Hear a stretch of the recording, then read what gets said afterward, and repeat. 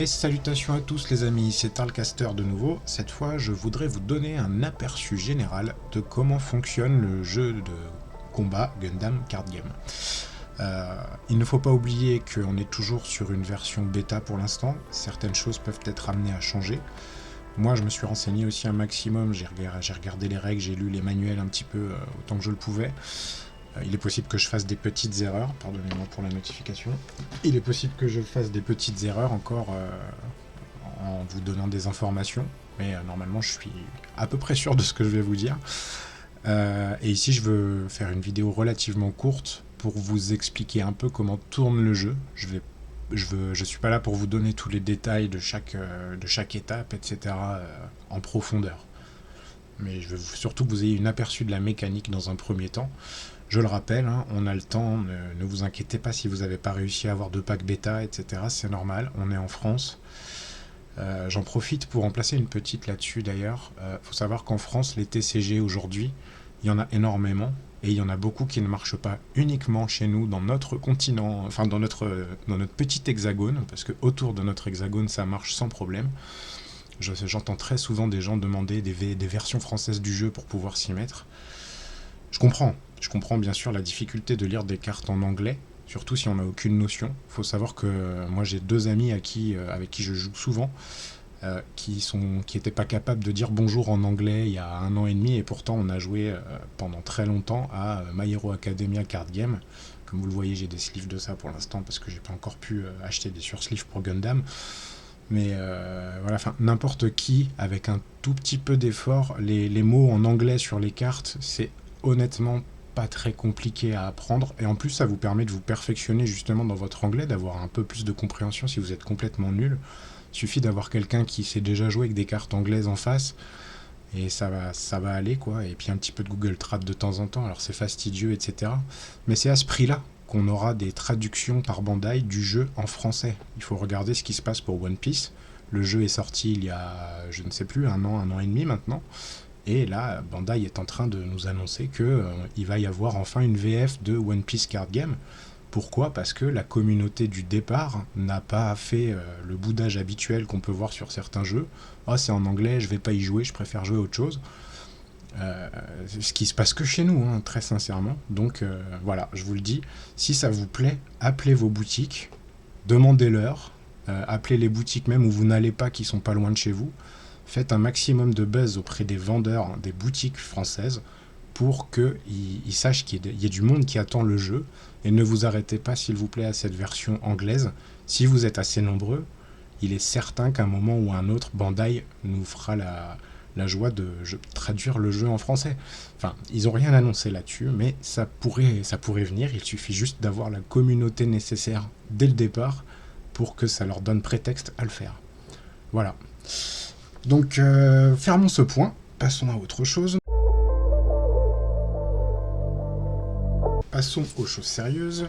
On va commencer par vous expliquer les conditions de victoire. Comment on fait pour gagner à Gundam ? Ben en fait c'est simple, au début de la partie, une fois que vous avez pioché votre main de départ, et que la partie, avant de commencer la partie, chaque joueur va prendre 6 cartes du dessus de son deck et les placer une à une ici. Ce qui va constituer en fait c'est ce qu'on appelle ses shields, donc c'est ses points de vie en fait. Et une fois qu'on a détruit les 6 points de vie de l'adversaire, il faudra lui infliger une dernière attaque avec un de nos combattants pour mettre fin à la partie en le détruisant. L'autre condition de victoire possible, c'est qu'un des joueurs arrive à la fin de son deck, il n'a plus de cartes. Dans ce jeu-là, on ne recharge pas le deck. Du coup, celui qui arrive au bout de son deck, au moment de son tour, a perdu la partie aussi.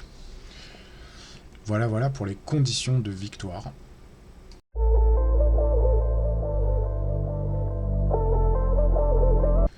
Donc maintenant, passons à ce qu'il nous faut pour jouer.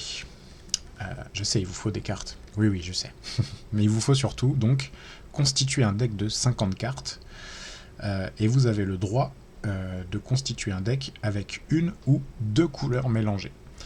C'est-à-dire qu'on ne peut pas mélanger les 3 couleurs différentes de cartes dans un même deck. Ou 4. On ne peut aller que jusqu'à 2. Actuellement, il existe 4 couleurs dans le jeu. Le bleu, le blanc, le rouge et le vert. Il est possible, très certainement, que dans l'avenir, il y ait d'autres couleurs. voire peut-être des Uncolor. C'est ce qu'on a vu dans la plupart des jeux Bandai avec le temps. En général, on a 4 couleurs au départ, et puis plus tard, avec les extensions, ça finit par changer un petit peu. Mais il n'y a rien d'annoncé officiellement là-dessus, je le précise.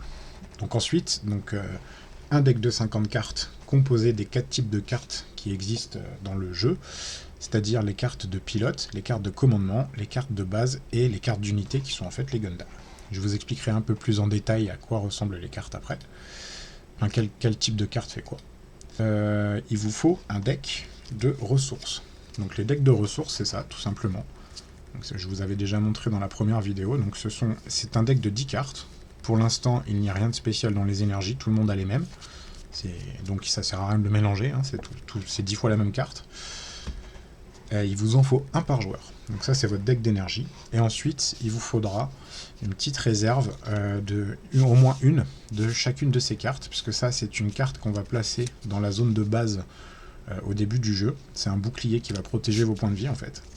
Et ça, c'est la carte spéciale pour le joueur qui commence en second. Donc je l'avais expliqué un peu, en fait au début de votre tour vous mettrez en jeu des ressources, mais le joueur qui commence en second, au moment du début de la partie, il va avoir une ressource ici qui s'appelle une ex-ressource.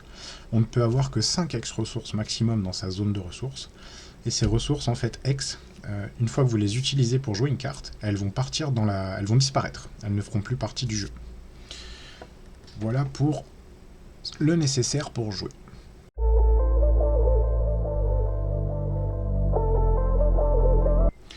Donc, voici un exemple des 4 types de cartes que l'on peut retrouver dans un deck. Mon deck ici est volontairement uniquement bleu, mais donc, je le rappelle, on peut mixer avec une autre couleur qui existe. Donc, ici, on a une carte de pilote. Donc, ce sont des cartes qui n'existent pas quand vous les jouez sur le terrain, tant qu'elles ne sont pas liées à des Gundam. L'adversaire ne peut pas la cibler, elle est juste dans le vide, en fait. Elle est sur le terrain, elle attend qu'il y ait un Gundam qui pop et que vous puissiez la lier à votre Gundam. Bon, ça je vous expliquerai plus en détail aussi, on commence à rentrer dans la mécanique profonde du jeu. Donc les pilotes en fait ont des statistiques ici qui vont venir, une fois qu'ils sont montés dans un Gundam, booster les stats de votre Gundam. Ensuite bien sûr ils ont souvent des effets avec des capacités spéciales qui vont se déclencher en fonction de certaines situations, excusez-moi. Voilà. Ensuite, on a donc les bases. Donc ça, c'est des cartes, on ne peut en avoir qu'une en jeu, une base, tout le temps. Et elle se place ici, en fait, dans cette zone-là. Et c'est donc une carte qu'il va falloir détruire avant de pouvoir taper les points de vie de l'adversaire. C'est votre protection ultime.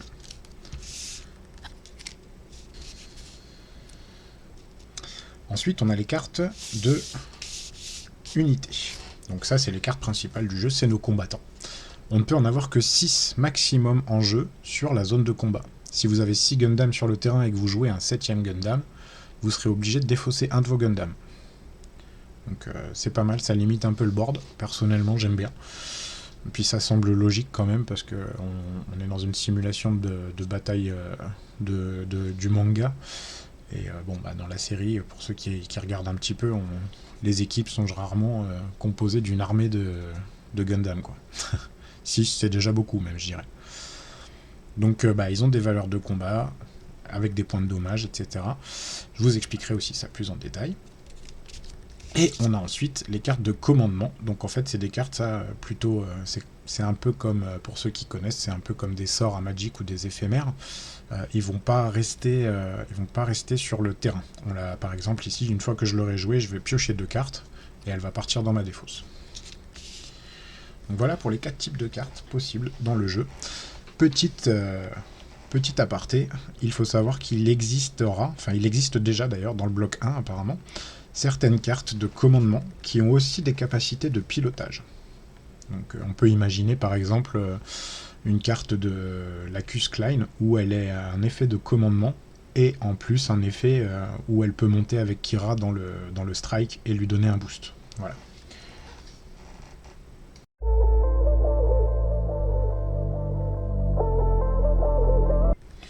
Donc, passons maintenant aux zones de jeu. Ça peut faire peur un petit peu, mais vous allez voir que c'est relativement simple. Donc ici, vous avez la Battle Area. Donc c'est simplement ici que vous allez poser vos mechas, vos cartes de pilote, et poser vos cartes de commandement le temps de faire leur effet, avant de les mettre dans la zone de trash, qui donc, ici, c'est la zone de défausse. Toutes les cartes que vous avez usées vont aller ici. Ici, vous avez la zone de deck, donc là où mettre votre deck de jeu, et ici, vous avez la zone de ressources, où vous mettez votre petit deck de 10 cartes de ressources. Ici, vous avez la zone de base. Donc c'est une zone, au début de la partie, elle va être setup avec un bouclier ici, toujours pour les deux joueurs. Donc c'est une sorte de 7ème point de vie, si vous voulez, qui est déjà révélé. Et donc, comme je l'expliquais tout à l'heure, après avoir pioché votre main de départ et effectué votre mulligan, avant de commencer la partie, vous allez prendre les 6 cartes du dessus de votre deck, les mettre ici dans vos points de vie. Et à chaque fois que l'adversaire aura l'opportunité de taper dans vos points de vie, il va vous infliger des dommages en fonction de ses valeurs de dommages de Gundam, et vous allez révéler autant de cartes que ces dommages de cette zone de shield. Et en fait, il est possible donc à ce moment-là que certaines cartes aient des effets quand vous les révélez. Et quand vous atteignez donc 0 et que l'adversaire vous remet une dernière attaque, bah vous avez perdu la partie. Donc voilà pour les zones, on a tout vu, donc vous voyez c'était pas bien compliqué.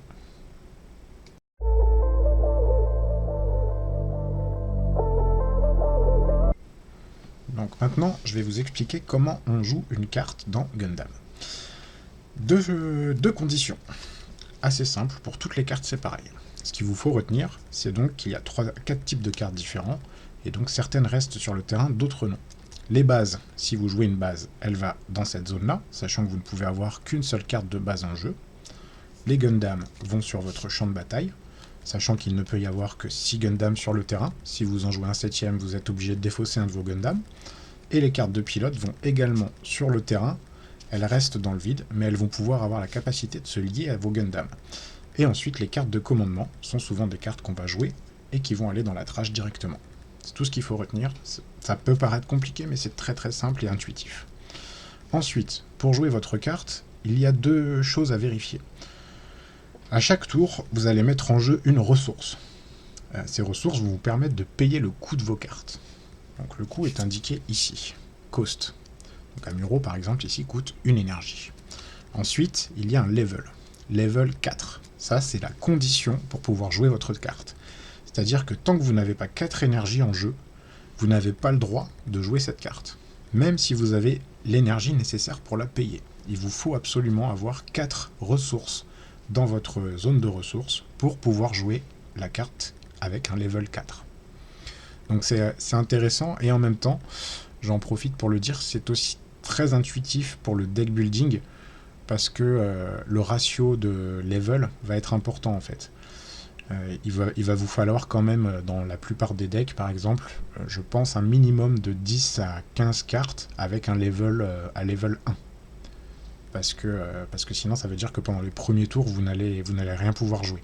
Voilà, donc ça permet d'aider un petit peu au deck building, tout en permettant de limiter aussi la puissance des trucs qui sont déployés.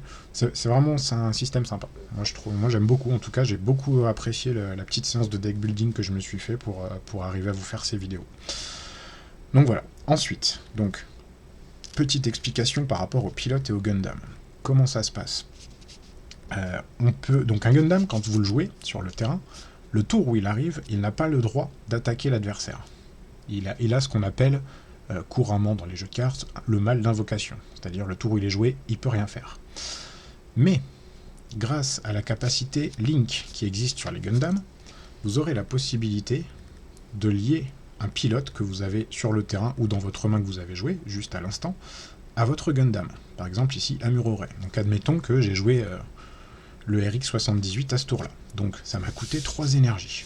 J'avais bien la condition puisque je suis à 5 énergies. Du coup, je paye 1 énergie. Je joue mon Amuro qui va arriver sur le terrain tout seul là. Donc il n'existe pas, il n'est pas là.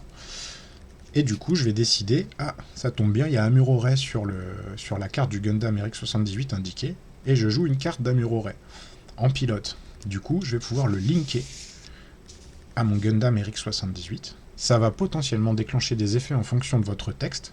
Donc ça peut être, voilà, par exemple ici, c'est parfait. Ah, j'ai bien choisi mon exemple. On a 2 effets lorsqu'ils sont liés. Donc en anglais, pour vous aider un petit peu, c'est pair ou paired. Paired. P-A-I-R-E-D. En fait, donc par exemple, là, si j'avais fait cette action, choisissez une unité, Amuro dit, je choisis une unité ennemie chez l'adversaire qui a des points de vie inférieurs ou égal à 5, et je l'incline. Ça peut être très utile pour pouvoir attaquer, vous comprendrez plus tard pourquoi. Et le Gundam, en lui-même, le RX-78-2, dit « Durant mon tour, toutes mes unités gagnent Action Point plus 1 ». Donc en fait, elles vont avoir des dommages augmentés. C'est-à-dire que là, du coup, ça fait une grosse combo. Le tour où je lie Amuro Ray au Gundam RX-78-2, déjà, je booste mes stats de Gundam, puisque du coup, le RX-78 devient un 3 plus le bonus qui est ici, donc il devient un 5-5, au lieu d'être un 3-4, en statistique. Et en plus de ça, donc tous les Gundam, toutes les unités ont AP plus 1, donc plus 1 de dommages. C'est-à-dire que mon RX-78, le tour où il se lie à Amuro, est un 6-5 un 6 de dommages et 5 points de vie en fait. Et ça en fait, cet effet during pair, quand c'est écrit comme ça signifie que c'est permanent. C'est un effet qui va s'appliquer à tous vos tours. Tant que le RX-78 est lié à Amuro, durant votre tour, toutes vos unités auront plus 1 de force. Donc c'est très très intéressant.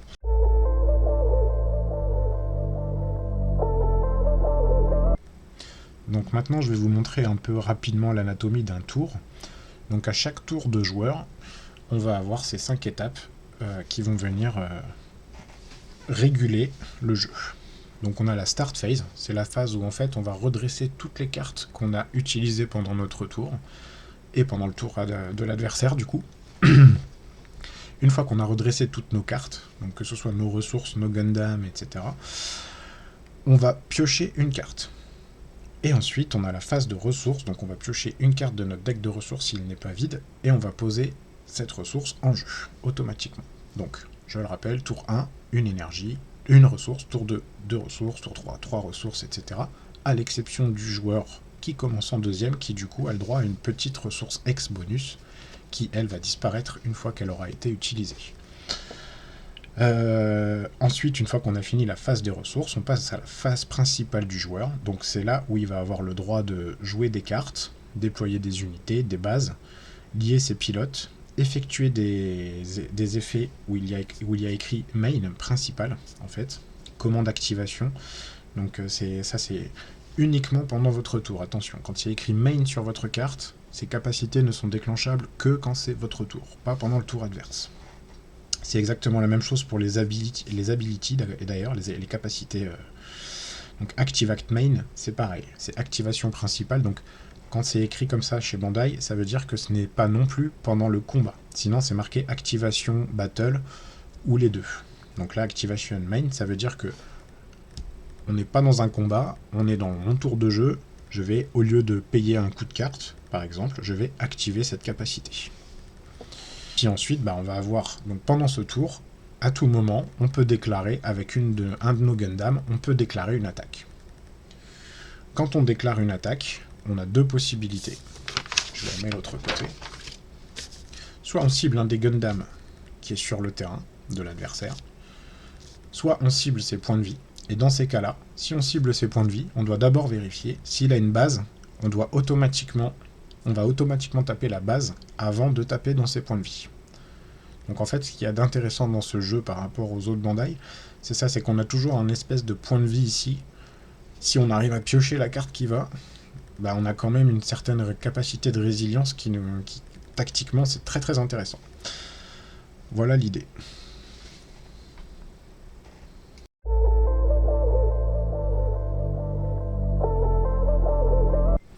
Donc et maintenant, le setup rapide quand on commence la partie.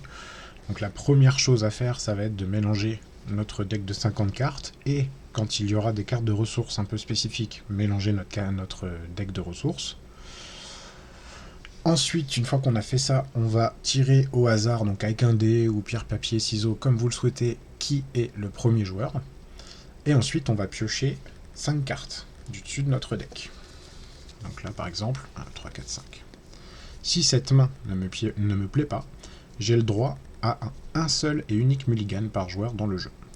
Comment ça se passe le mulligan dans Gundam Card Game? Je prends mes 5 cartes, je les mets sous mon deck, je repioche les 5 cartes du dessus, je mélange mon deck et c'est parti.